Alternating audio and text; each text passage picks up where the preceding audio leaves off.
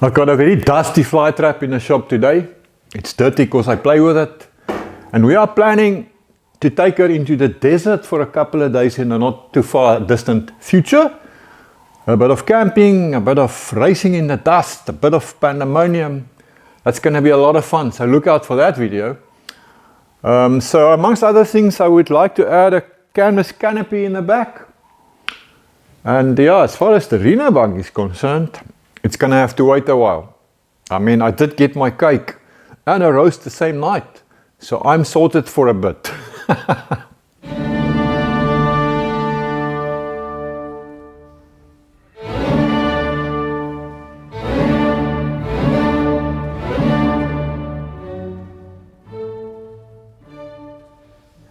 Now that we've got these two next to each other, one can actually get a sense of really how small the Rhino bug is when you look at the difference in roof height. And remember now, this Chevy truck, most of you know them. On this one, I've already chopped the roof by 3.5 inches. The suspension was dropped a couple of inches, so it's already lower than a stock Chevy truck. Let's check out the difference in roof heights here. I'm going to quickly measure it roughly. Yeah, we're looking at about 1 foot, 300 millimeters in difference in the roof height. That's for overall lengths. Massive difference as well. I've got the backs of them just touching the wall, and there's an overall length difference. This guy is about a 4 foot or 1.2 meters shorter than the Chevy. She's really tiny. I checked the track widths as well. That's about the same. So the track width between the Chevy, excuse me, and the Rhino bug, roughly the same. If you don't know Flytrap, there's a whole build series about her. Under the playlist, the budget Rat Truck build. I spent about $1,500 to build the whole truck, because I wanted to prove that you could actually build a fun vehicle for very little money. So you're welcome to go check it out at some point if you want. I saw this pipe bender contraption at the scrapyard, and I wanted basically scrap value for it, which is next to nothing. So of course I couldn't resist more junk, and I brought it home. Bit difficult to read the label, but it says here record tube bender number 220, and then here it's written 1/2 inch to 1.5 inch BS 659 copper. 1/2 inch to 1.25 inch BS 4127 stainless steel, made in England, and then some instructions for roller settings and what have you. Now I don't know much about these things, but I suspect that this thing was actually used for plumbing applications, and to bend a plumbing pipe. I'm not sure that it's going to bend the multi-tubing that I'm interested to do. I guess there's only one way to find out. I only got these 3 dies with it, and now stamped. This one reads 3/4 inch copper, that one is 1.25 inch copper, and this big one is stamped 1.5 inch copper. So unfortunately the 1 inch one is missing. Now why it's stamped copper, I still don't know. It must have something to do with ODs and IDs and whatnot. Like I said, I don't know a lot about tubing. You can see in this close-up shot, look, 1.5 inch copper BS 659. I have no idea what it means. I'm sure you old school plumbers will know exactly what's going on here. I got a 3/4 inch die clamped up here in a vise, and I cleaned it up a little bit, because I just want to measure it. And since I live in a metric world, I just want to see what this inside dimension is in millimeters. 21 and some change millimeters. Now, don't laugh at me, but 3/4 inch is 19 millimeters about. So I don't know. But I do have a metric pipe size that will fit in here. So this piece of rusty pipe has got an OD of 21 millimeters, and that fits in there very nicely. Thank you. So this thing's got these foldable legs. So no doubt made to be taken to a job site and be portable and mobile. So the way it works is you stick your piece of pipe through there, into the die, and then I guess you pull down here with all your might, and then it forms it around that die, like that. So let's give it a try. So I was so keen to give it a go that I forgot to put the camera on, but I have to tell you, it did not turn out very well. So I had to pull really hard and it bent all right. However, this roller is a problem. You can probably already see that it's flattened the pipe here. Let me go in for a close-up so you can see better. Can you see right here? This roller has flattened the outer side of the pipe. Now you can adjust this roller in and out, no doubt to allow for different size dies, but changing your adjustment won't do anything to this problem. It's flattening the pipe. I'm going to take this piece of pipe out of here so you can see what it looks like. So the inside curve looks not bad, look at that. Problem is here on the outside. You can see how flat it is, look at that. And then it actually right here, there's a pronounced dent, or where the roller stopped and where it transitions from this flatness back to the round of the pipe. So yes, I guess, yeah, it's kind of okay. However, I think I can make it better, so I want to try something. The problem is this flat roller, man. If I can have something here that's got the same profile as my die there, then I think it's going to work a lot better. So here's my forest engineering solution that will hopefully work. I stole a little piece from the die. I cut off this section right here. It used to go to about this point. And then I welded it onto a bushing that I made. So now I've got this. So yes, I know I've compromised my option to bend through a full 180, but I really don't think I'm going to need that. So I'm not too worried about it. So yes, I could have had this machine and mold and whatnot. I don't have the equipment to do that, so that'll be expensive. I guess I could have taken some mild steel and weld pieces together and spend a long time with grinders and files to shape it. But that'll take a long time for something that I'm not even sure that's going to work yet. So I figured this is a much easier way to do it. So now I'm really keen to see if it's going to make a difference. So I've taken out that roller. I fitted my little trick piece. Now before I spend any time on cleaning all this up and painting it and making it nice, I first want to see if this is going to work. So let's get this thing together again. This section drops in like that. Then the die goes in there. And then there's this pin here that goes through like that. Right. The moment of truth is close. So I'm going to stick my piece of pipe in like this. I'm going to adjust this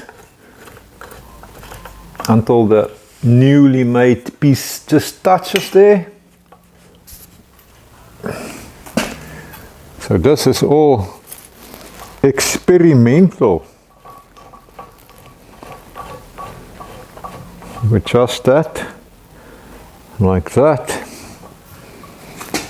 And I think I'm going to give it a little bit of lubrication to improve my chances.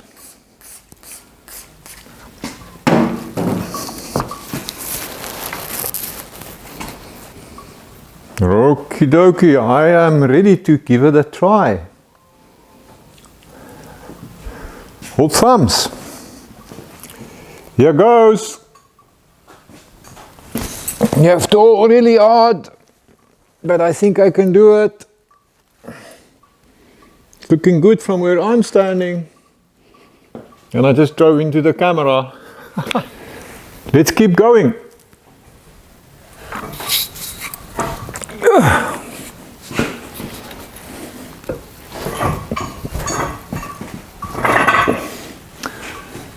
It's looking very good, man. Look at that.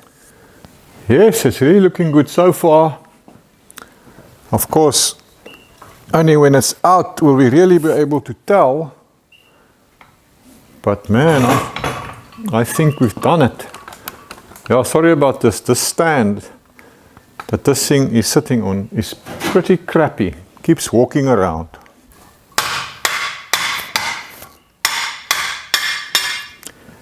It worked, man. Whoopee! Look at this. I mean, there's no kinks or squashings or any funny things happening. It looks bloody perfect to me. I am over the moon. So let's try another one. Maybe that first one was just a luck shot. Okay, so it should sit about there. And let's give it a bit of lubrication. For what it's worth. Now some muscle powder.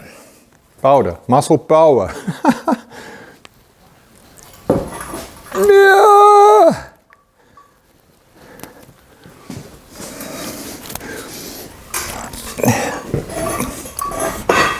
Now that's the problem with this foldable stand. Pain in the ass, man. I mean, I have to change that. That is not acceptable. But let's see how the bend turns out. Maybe a little bit more.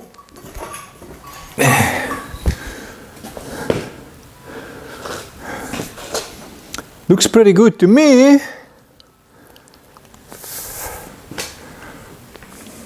Let's take it out.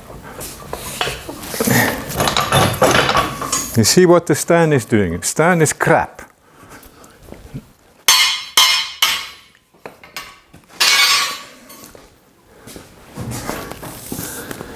Yes, man. I love it. So I will definitely be changing this stupid stand, and I'll spend some time cleaning this up nicely. But for now, I'm keen to get my bends done, so I'm just going to struggle along with this wobbly contraption for now, so that we can just get them done.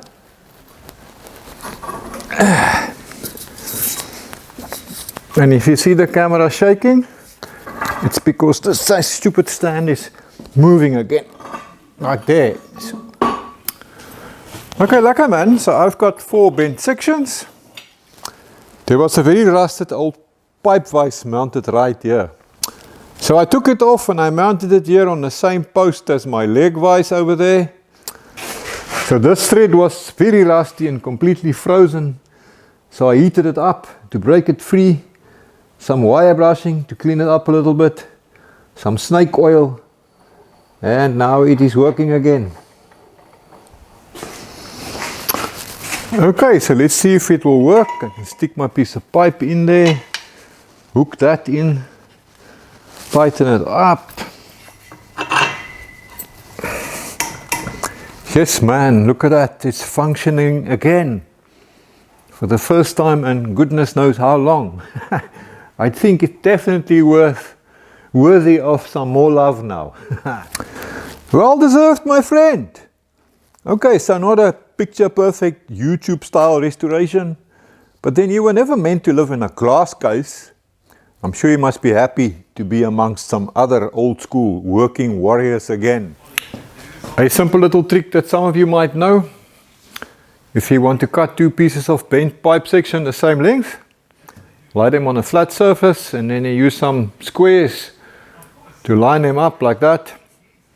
These 90-degree welding magnets work great. A couple of them would be nice, but I've only got the one. So I'm just using a square that side. And then I use a bit of masking tape and a ballpoint pen to mark my cut line. I feel it's just more accurate. And I can see what I'm doing, man. Now I can give my new old pipe vise its first job.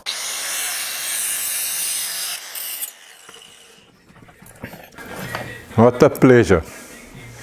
So my plan now is to weld 2 of these sections together like this, to create like a little loop or hoop or something, or whatever you call it.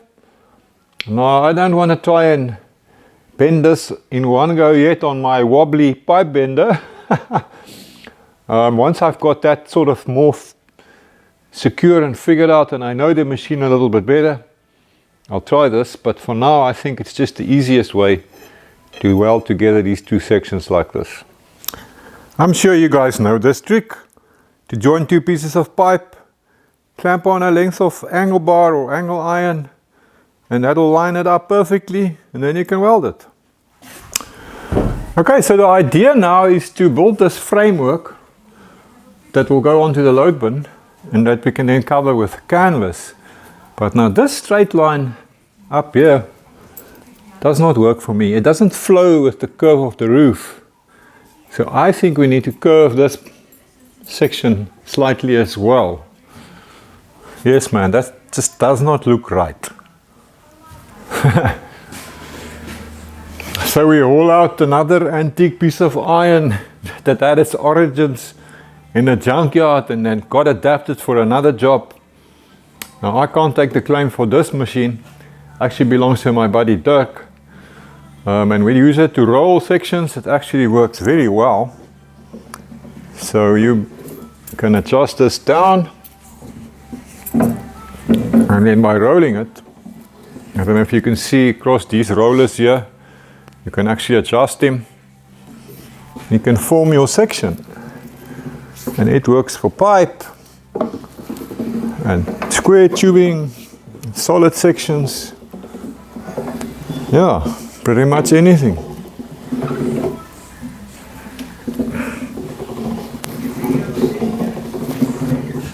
There, can you see it?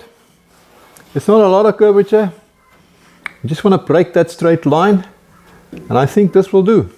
Let's go check it. Yes, I think we got a pretty good match. Yeah, I'm happy with that. And then these sides ones are angled as well to be parallel with the sides of the truck. The camera might distort it a little bit, but they are parallel. So I think this is going to do. So next I need to weld on some tabs here, so we can bolt the first one down. I reckon a simple tab like this made with a bit of flat bar will do the trick just fine. Okay, so I bolted on my first hoop, or I suppose you can call it a frame now. And then I used this one as a template to make another one, which I then bolted here in the back. Now I just used this piece of angle bar to give me a helping hand to hold things in place while I was drilling the holes. And now I'm thinking I need a third one in the middle. So I'm just going to make another one to go in here. So the second one became a template for the third one, which now has to fit here somewhere. You can see how my piece of angle bar straight edge up there is helping me to hold it in place. I've just got to find the halfway mark now, drill my holes, and then this frame is also mounted.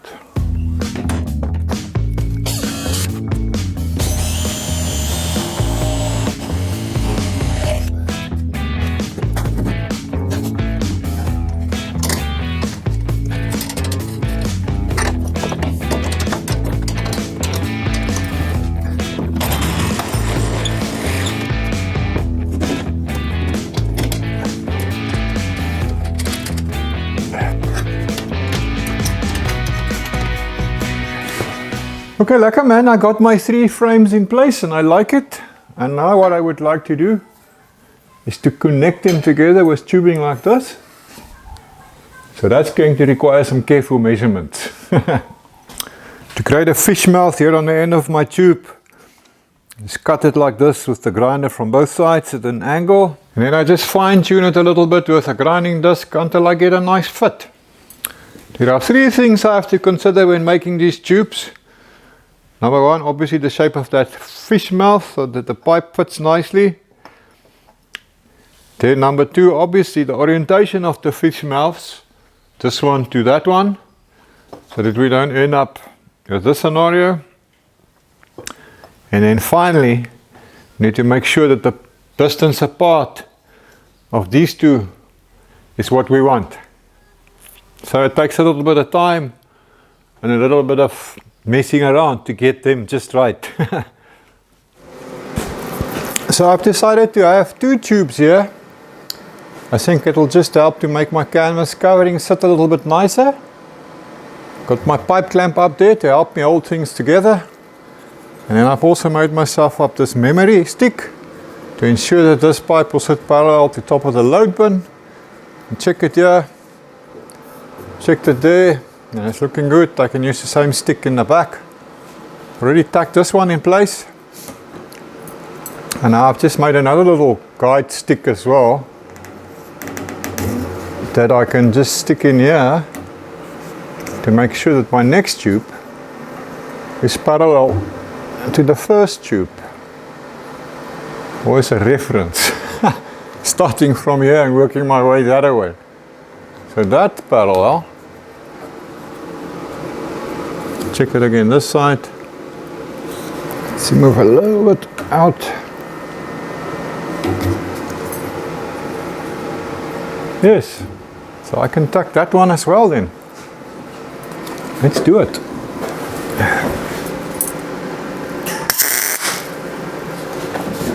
Damn, I forgot to open the gas again. Okay, gas is on, let's try again.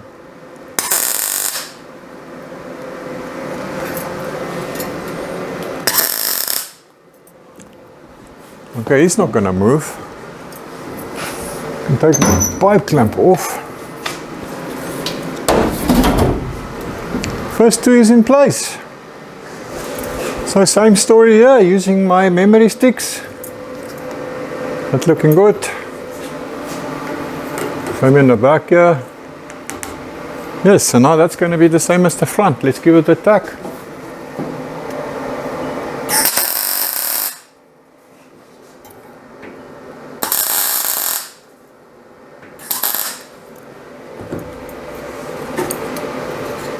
Right, now the other side.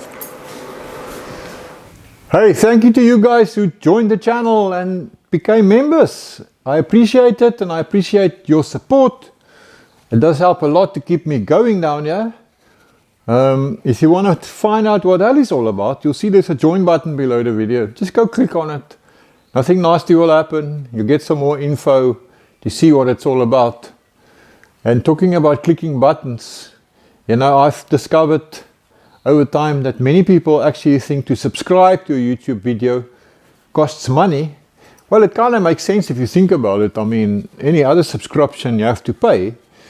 So YouTube should really make that button follow or something to that effect.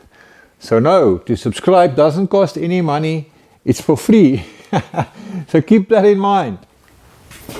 Okay, lekker man. So all my pieces are tack welded together. And I tell you, this frame is nice and sturdy now. Now, I'm not going to finish weld it on the truck. I'll take it off. It's just going to be so much easier. Just 6 bolts. So I think what I would like to do next is to start playing with my canvas. Let's see how that's going to turn out. So I wanted to use original old school canvas, but I couldn't find that anywhere in my part of the world. This is all I could find.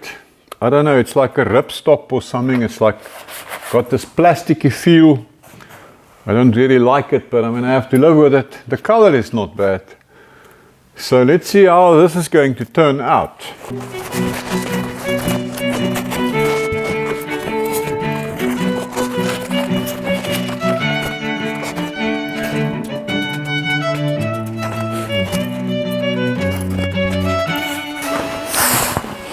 I don't know, what do you think? It looks way too new to me.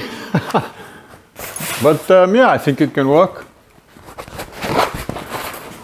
Unfortunately, it's not wide enough, so I've got this gap like this on both sides. So I'm going to have to add on a piece here, all along, on each side. So I have an extra piece here.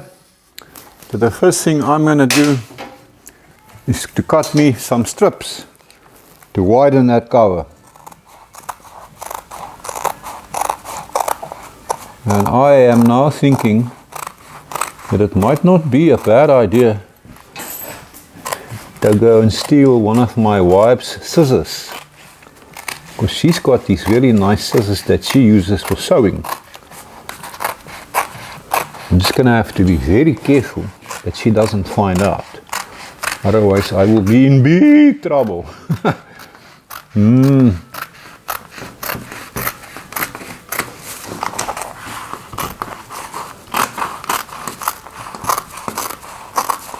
But I know she's got two of the same color. I mean, she's probably got about 5 or 6 in total. So I'm actually kind of wondering if I steal one, if she'll ever even know that it's missing. I guess there's only one way to find out. Could be dangerous though. Alright, that's one strip. Now I need another one.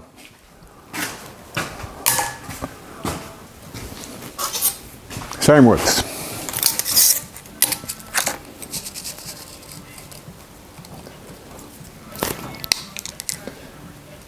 Same width as the first one. So I can just make some marks. Use my very professional straight edge. It works. And then we can just draw a line and cut it out as well.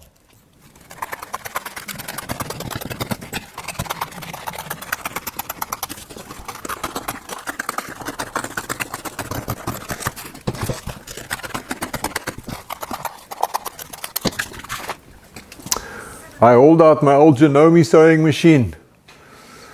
Yeah, not an industrial unit, but all metal and heavy. If I open it up, you have a look in there, it's all mechanical and straightforward and strong. I love this thing. My wife's got a fancy thing with screens and buttons and electronic and lots of plastic. It can probably make you a cup of coffee, you push the right buttons, but this is my weapon of choice, old school. It'll do the trick fine. It's been quite some time since I last used this machine. And memory doesn't serve very well, so I have to refer to the manual here to remember how the thread must go. Look here, there's a handwritten date on the cover. It reads the 20th of the 1st, 1969. Now, I'm not sure if that was the year that this model came out, probably. I bought it used many years ago. I'll tell you one thing, anything that was made in those years was still quality and proper. Yeah, old school machines never dies. I have to laugh though. Look here, I'll read for you. Dear Madam, sincere congratulations on becoming the proud owner of the fabulous, fully automatic Canopy sewing machine. And welcome to the happy family of over 1 million users, blah, blah, blah. Now in this day and age, isn't that an insult? I mean, gender equality and gender identity and all that. Dear Madam, I am insulted now. So I'm just busy stitching some seams on these panels, which is the first order of business here.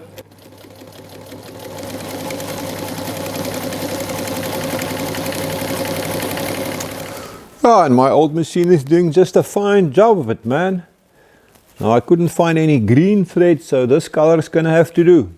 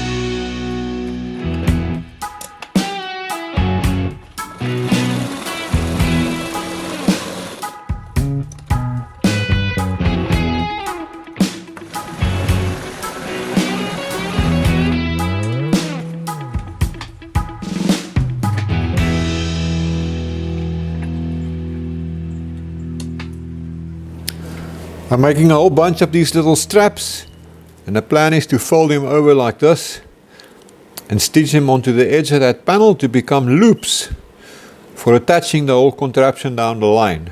We'll see how that works out. Like so. This is the inside though, so if I turn it over, it will look like this from the outside. So the poor little machine groaned a little bit to stitch through 6 layers of this stuff, but it made it, and I don't blame it. I also groan a little when I have to deal with many layers. Okay, lekker man, so my extension pieces for both sides are done. Let's go and try one. So up here the large piece is just being held on with some spring clamps for now, just so I can check things out. And then down here it's too short like we discovered earlier, so that's why I'm making these extension pieces that needs to go on something like this. I'm just holding it in with place with magnets to check things out and take some measurements. So this will now be sewn to the top piece, and then down the line I need to figure out what method I'm going to use for attaching my freshly sewn on hoops, I suppose you call them now. Straps, whatever. Yeah, I want to come up with a method here in a way that I can stretch and tighten the whole canopy a little bit. We'll see what I dream up down the line. And then along here where it's going over the tubing, I would like to sew on some Velcro, and then it can sit nicely like that, and you can pull it nice and tight.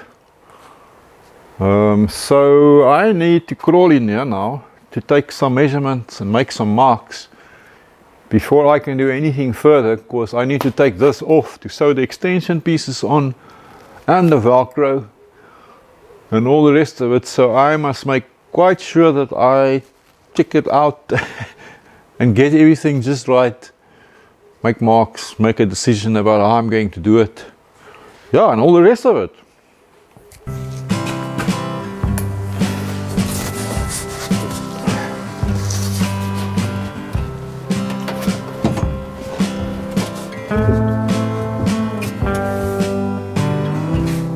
Right, so hopefully I've got this business figured. So let's get it off here and go and do some snipping and stitching and see what comes out of it.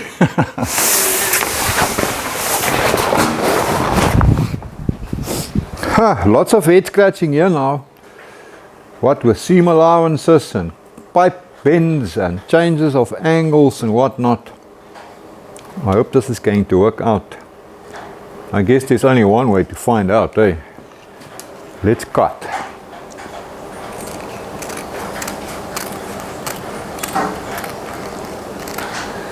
No further than that point for now. Oh, by the way, my wife was more clever than I thought. The real fancy pair of scissors, she's been hiding it, or I don't know, I can't find it. So this is the only one I could borrow. Better than nothing though. So the way I got it figured is something like this, and then these seams now will be like that, fold it over, be sewn. I don't know, I hope it's going to work. Let me go show you why I'm doing this. It's all to do with getting the canvas to go around this pipe bend here, and you've got these tubes in place as well. So if you stick it over like this and you do this, you can see it bunches up. It makes lots of folds and a mess there. So I can't just run a continuous line of the Velcro there and then try and fit it. It's not going to work. So I need to do something in this area and cut it open or something. That's what I'm trying to achieve. Now and then of course you've got to roll up your piece of material to get it to go through your small little machine, and you've got canvas everywhere, but I seem to be winning.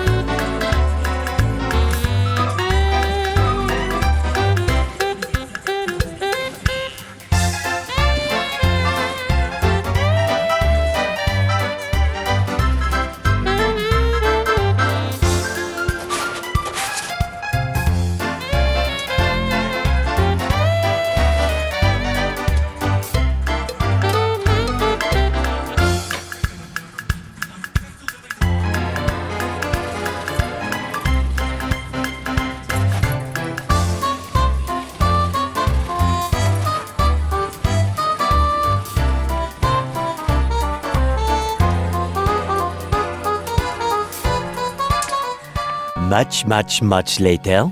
Geez, I tell you, these things always takes longer than you think. And I'm just wondering by myself, how did I ever get myself involved in this? I've got so much to do. But yeah, here we are. So anyway, after much marking and measuring and head scratching and snipping and stitching and winding bobbins and threading needles with old eyes and even unpicking the odd few mistakes I made, I think I'm now finally done stitching here. Now, whether this thing fits, that's going to be another story. I guess we'd better go and find out, eh?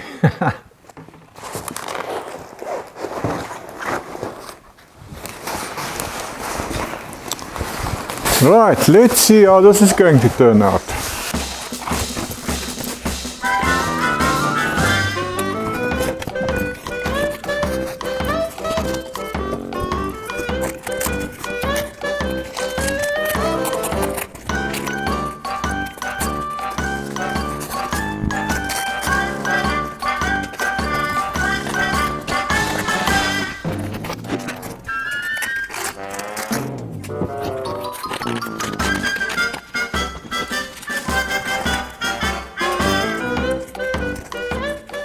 Hey, look at that. I'm surprised. I really did not think it was going to fit this well. Yeah, it's looking pretty good. I still got to do some form of attachment down here. Then I can tension it down. But yeah, turned out pretty well. I've impressed myself. Like a boot. I've got this Velcro that holds it in place around the tubing. Like this. And then I can adjust that a little bit to tighten it up. Yeah, it's working well. So my Velcro stops here. And yeah, it would not have worked through the bend. So I just seamed it like this here. Well, in hindsight, I suppose you could put a little strap right here in the middle of it to pull it like this a little bit. But I think this is good enough. Oh, and I've added a little hinge here. So you see I've made an opening for that. I did not show you that earlier. But yeah, we'll talk about that a little bit later. Yeah, well, the stitching is not exactly perfect. You can see here I caught a little speed wobble. But good enough for what it is, man. Okay, so now I still got to come up with a method to attach this here to the truck. Now I could just add hooks here. I've always wanted to make hooks that I can bolt to the load bin side if you want to tie some rope down or whatever. So initially I thought of eyelets, and then you can thread it through the eyelets through hooks and so on, but I thought, nah, didn't like that too much. And then I've added these little straps as I showed you earlier, because I've now got another idea. So what if I stick a piece of round bar through these straps, if I can get it to go through, like this.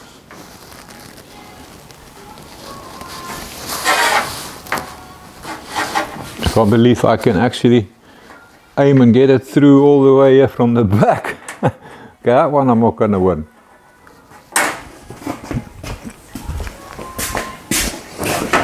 Needs a bit of a helping hand here. Come now.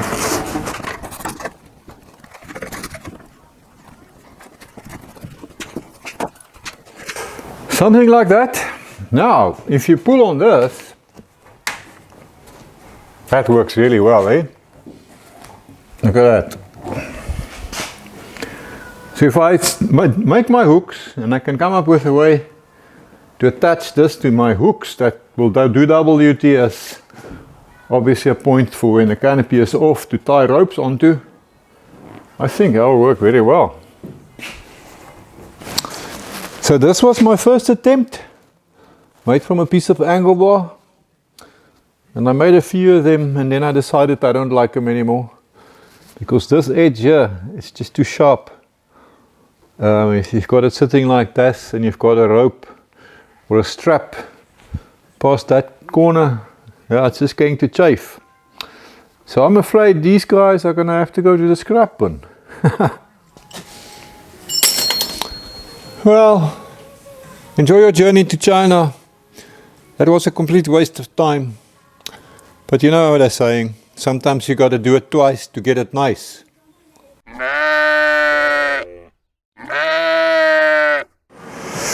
So I cut these little sections from a piece of pipe, and then I welded them to a little bit of flat bar with some holes drilled in it for attachment. Also bent these little lips on there, as you can see. Now of course I could just go and buy some hooks, which will probably be plastic. Well, I don't like plastic, and I don't like shopping, and I would much rather spend the time in my peaceful shop than sitting in the traffic. So here we are. And now this rounded pipe section is much friendlier towards a piece of rope. Definitely an improvement. Right, so I've got my custom hooks bolted on. Looking quite good, I think. And thank you to Mesco Engineering for always helping me out with bolts and nuts and fasteners. Michael and his lovely daughter Michaela and our whole team there. Thank you very much, guys. Always such good service. So you've probably been wondering what the slot here is for. Well, I figured since I am making these custom gizmos, I might as well take it one step further. So I made these little hooks to go in like that.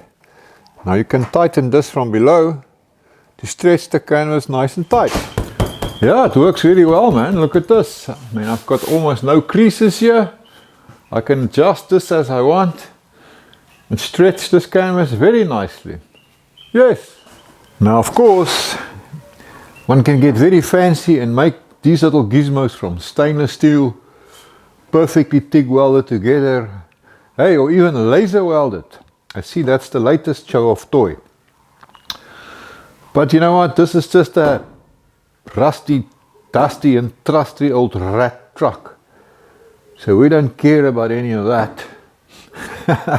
And I actually want these guys to rust up a little bit to go with the rest of the character here. So for closing up the back here, I did consider making that from canvas as well. But then I decided the hard door will just be much easier and better. So I found an old house door hinge, cut it in half and made up these hinges with just a little bit of old school style in them, I think. And then a piece of 3/4 inch 18mm shutter ply that I cut to shape to fit this opening, which I can now screw on with an old school brass wood screw and an old school screwdriver.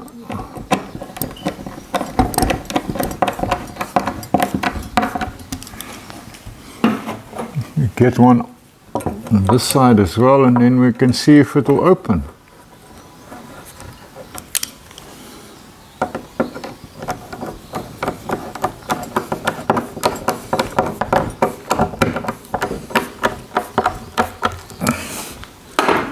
Just one screw per side is good enough to test it. Yes, man. I like it. I'm gonna need a handle. Now we certainly can't have a modern chrome latch handle gizmo on here. It just won't look right. So I made this, which will screw on there. Again, I'm going to use my old school brass wood screws. I wonder how many people still use these kinds of screws. Probably no one. I mean, everybody's onto their square drives with battery screwdrivers. Some people probably don't even know that these things exist. In a previous lifetime, I worked as a boat builder, and I was taught that you must always have your screw slots lined up. Yeah, those small little details, eh? Doesn't happen much these days anymore. And now for the handle, something that will add to the ratty flavor.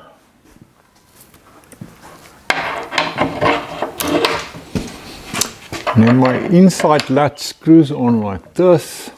It's a little grub screw. tighten that up.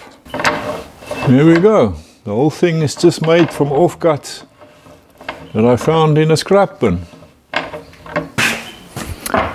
Okay, and since I still don't feel like shopping in traffic jams, I came up with this mechanical contraption for keeping my door open, and it works well enough.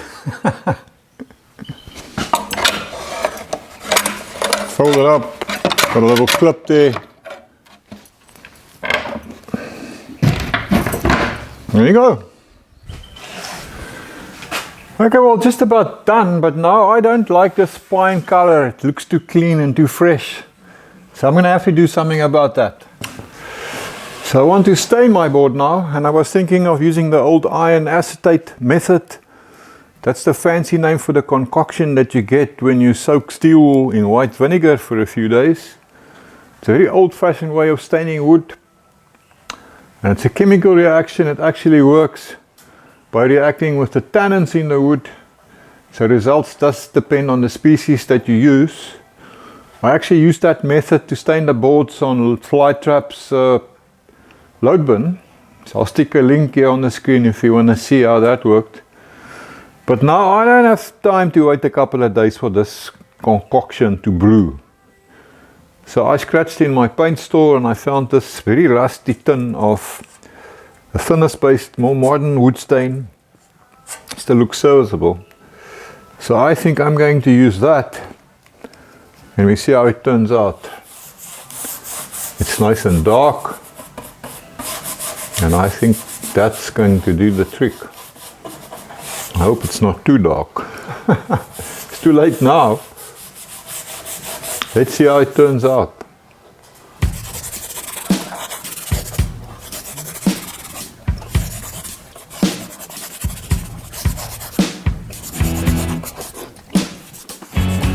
So I'm following that up with some boiled linseed oil that I thinned a little bit with mineral terps, or I think white spirits is also a term that is used. A liberal coating of this stuff.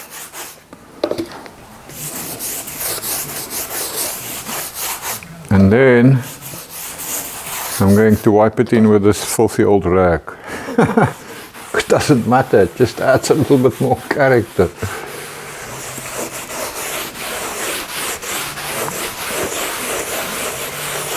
One hour later.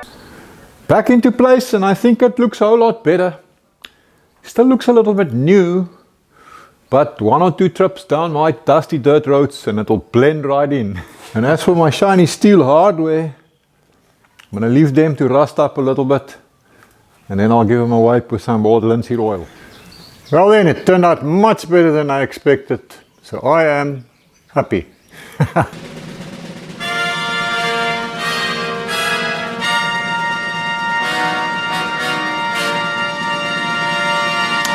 So let's quickly pick a few nuts then.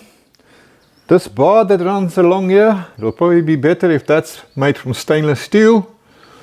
So I might pick up something when I eventually go shopping again. Or not, because there is also dilly gaff. I suppose the tiniest bit of water can collect in there. So you could drill a little drainage hole here if you want. But I don't feel any tears in my eyes. A close-up of the stitching in places.